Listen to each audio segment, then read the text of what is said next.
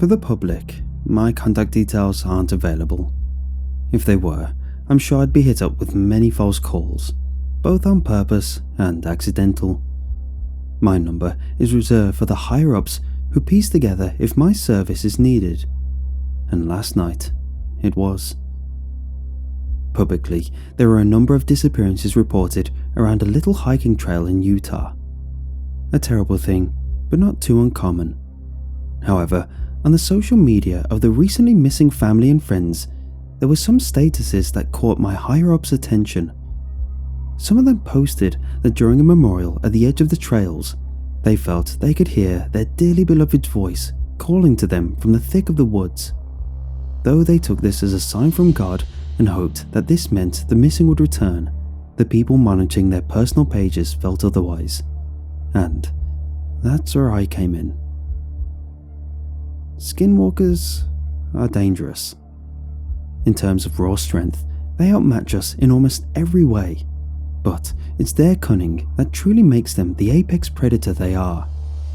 I was called in to investigate as soon as I could. When I arrived, the police were there, the colourful lights bouncing around like a rave show. Leaning against the cars were a number of beat cops, sent there for the satisfaction of the locals that something was being done. I could tell they had disdain the moment I approached, as this meant their quiet night of fooling around was to be disturbed with actual work. "Trail's closed," one said, a tone of finality to the words. "I was called in to investigate," I shot back. "That's our job. Let us handle things here. You can just go home," he replied. The exasperation in his tone told me he wanted me to just leave.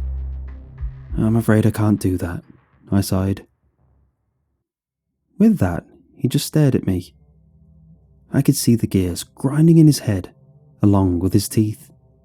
He gestured for me to join the rest of them, and I informed them of everything I was legally allowed to divulge, that I was sent there from higher orders and they were to let me do my job.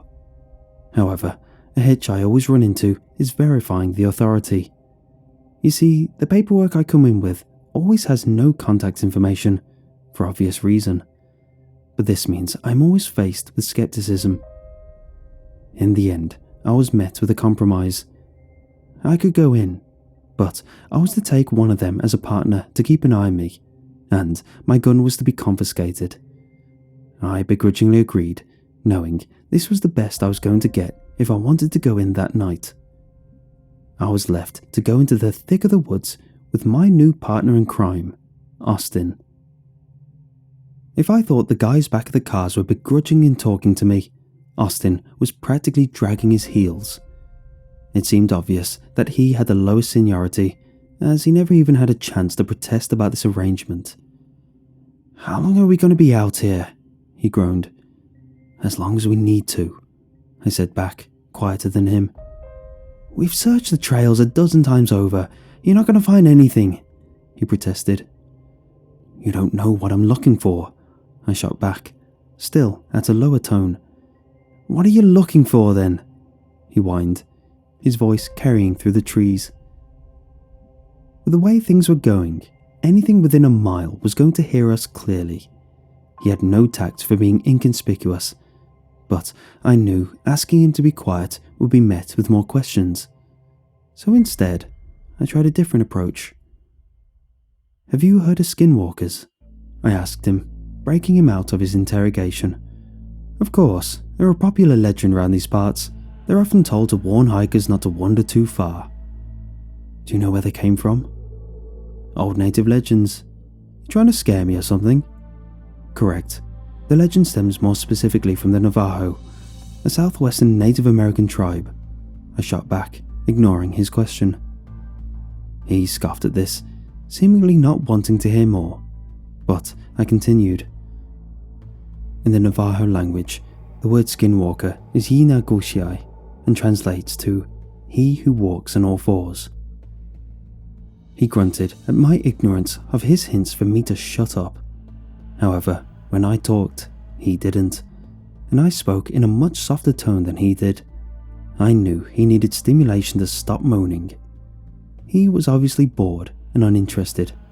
so I decided to keep him distracted with the tale. I used to walk some of these trails when I was younger. I grew up rural, so hiking was the #1 pastime for a lot of my friends and I started. Yeah, a lot of people did. Some pretty popular walks around these parts. He bemused, not yet interested in my words. Well, this carried over to my adult life. When the stresses of my job got me down, I'd take to the trails and woods to calm myself. It was my form of meditation. You'll be surprised the amount of kind spirits you can bump into when in nature. It seems to bring out the best in people. That must be what she saw in me. I met her during a walk. Nothing grand, just doing what everyone else takes for granted in a densely wooded area, and she was jogging the same trail. We stuck together for the rest of the way, and we were inseparable ever since. 2 years later, I called Regina my wife. Austin groaned, still not pulled in, but was now at least quiet. When we had our kid, Davis, I passed down this love for nature to him. He caught the bug as hard as I did his age, and we bonded as a family during our outings. We knew the land well, too well, so we decided to trail off to a lesser walked area. Our sense of adventure was at full swing. We knew we were more than experienced enough to look after ourselves. We had many tools to help us if we fell too far from society, but getting lost wasn't our downfall. I carried on. At that statement, Austin's brow furrowed. Now I knew I had his attention. Though he didn't say anything, I felt he wanted me to go on. We set up camp. It was quiet, a serene peace at first, but it was because of that solitude that the sound of a twig snap pulled us from our trance. The more creaks and crunches we heard, the more we realized how unnatural the silence was. It was an overbearing pressure that was only broken by the slowly approaching snaps of sound. The closest we heard it was the perimeter of our camp, and it stopped. We eventually settled down, but we never lost the feeling of being watched. I could hear the breaths through Austin's nose. Whether it was from exertion or anticipation of the story, he would probably never tell me the truth. The day after, things felt tense. We carried on with our excursion, but our backs always felt prickled with the feelings of tension.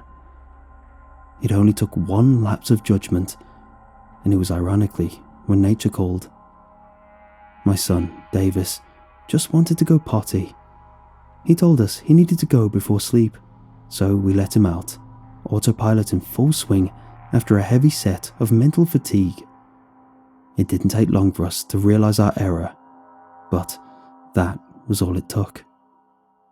We slipped out our tent and cautiously made our way to our designated toilet area, and Regina quietly called out for Davis. He didn't answer. All that could be heard was our increasing breathing as panic started to set, but it was quickly broken by a meek voice calling out. I paused purposefully. I could feel Austin's gaze on me as he waited for more, something I withheld. Eventually, he burst out saying, "What happened next?" seemingly out of impulse. I smiled, lavishing his attention, and carried on. "It's okay, Regina, I'm right here," Davis exclaimed jovially as he slowly stepped into the half-light of the campfire. "Thank God," Regina soothed, rushing over to scoop him up in her arms. By the time I realized what jarred me, it was too late. What fun I was having scaring this fully grown man was gone by this point. This is the part of the story I hated telling the most. I didn't even wait for a response before going on. Davis's arms shot out, sharper than they had any right to be, and pulled her, torso first, into the darkness behind. Watching this, I froze, the words Davis spoke ringing in my head. Davis never called us by our names. I was kicking myself that I should have known sooner. I gritted my teeth. Even though I told this story many times before to prepare people for what may come, it never got easier to tell. Still, I felt obliged to finish my story. I wanted to go after them. I wanted to rush in and pull them from the brink of wherever they were. They supported this idea. Regina and Davis whining out for me to come to them, to save them, to join them. But their cadence was off, their emotions absent. I knew it was a trap. So I just dropped down and wept. All that lay after I finished the tale was silence. Austin's pace slowed as his mind deliberated on the information I spoon-fed him. I could practically see the cogs turning in his head while he weighed the words I said on his scales of skepticism. Another toll on his mind was that I distracted him enough to the point we were far into the appointed trail I was to investigate. When I figured he'd reached an acceptance that he was stuck with me, I started asking questions about the case. I asked about the victims, where they went missing, when it happened, what's been found. I got him to put pockmarks on my map, and that gave me some set areas to search. And search we did, to the moans and complaints of Austin, for 2 hours. I did my best to ignore him, and was quite casual in my work, until I found something small and white poking from the ground quite a ways away from the trail. A small piece of bone. I immediately hushed him in a serious tone, and he took note. A reaction that was seemingly instilled by the mood I set earlier. I inspected it carefully, trying to figure out its origins. The serious look on Austin's face washed away immediately when he saw what I was looking at. "You got worked up over that? A piece of chicken bone?" I ignored him while I surveyed the ground for more. He sighed and resigned himself to just stand there. But I had a new objective. Follow the trail of bone fragments. There were more scattered in one particular direction, and if I was careful and observant, I would find another piece, then another, then another. Eventually, I found its origin. A body. However, it was not recently departed. The body before me, clad in torn, colourful ribbons of hiking gear, had been there for a number of months, maybe years, old and decayed. The cop turned his head at this. Great, more paperwork, he must have been thinking. Finding a body this old is nothing but a headache for authorities. A cold investigation of wasted time lay before his feet, but I could recognise the work of a Skinwalker anywhere. Knowing Austin would not take what I told him 100% seriously, I gave him the most simplest of instructions. "Austin, I want you to keep a lookout for something that looks like a hollowed out dog. Can you do that for me?" "Sure, whatever," he sighed in acceptance. I took to investigating the body closer. The skin being removed completely was the first thing I noticed, but when I inspected the bones, I noticed they had been scraped away, not gnawed or chewed, but scraped. "Oh no," I thought. "Quick," I yelled to Austin as I reached into my pack. "Put this on." I held out a mask, similar to the one I was putting on myself at the same time. I was obviously met with apprehension, but my tone got to him, on top of my own urgent actions, and he followed suit. And just in time too, as an ominous obsidian cloud blew in around us. I forcefully covered my face in reaction. "What is this?" Austin blurted, muffled by the mask. Though I could tell he wouldn't believe me, I told him that skinwalkers make poisons from bodies. I knew he denied the part about the skinwalker, but he couldn't deny the danger around him. My hand slipped behind me, and I pulled out my small blade. A needle-thin, stake-like dagger. A crisp sheen flickered from its polished silver metal. I squinted over to see Austin withdraw his pistol. I knew it wouldn't work. However, I didn't want to discourage him, since I knew it'd still help as a distraction at best. What I also saw was that he didn't cover his face when the cloud blew in. Something I felt I shouldn't have had to tell him, but he didn't figure out in time. He was screaming in pain, rubbing the dust from his eyes, only making it worse since his arms and hands must have been coated by now. Before I had a chance to help him, he darted away, trying to get out the cloud. A rookie mistake. I left after him at a more cautious pace. I eased my way to where he went, following his panicked shouting. The juxtaposition of not believing what I told him to being attacked seemed to have sent him in a bit of a frenzy, though his skepticism was still apparent as he called out to his assailant like they were a human. "Give yourself up and you will be shown proper treatment," he screamed. A terrible bluff. "I got him, over here," I heard me say, which flipped his mood immediately. "Thank God, they're gonna pay for this," he said threateningly through a grin and shot off towards my voice. Except it wasn't me who said that. I didn't get a chance to stop him before I heard him jump into a nearby bush, followed by horrific screaming.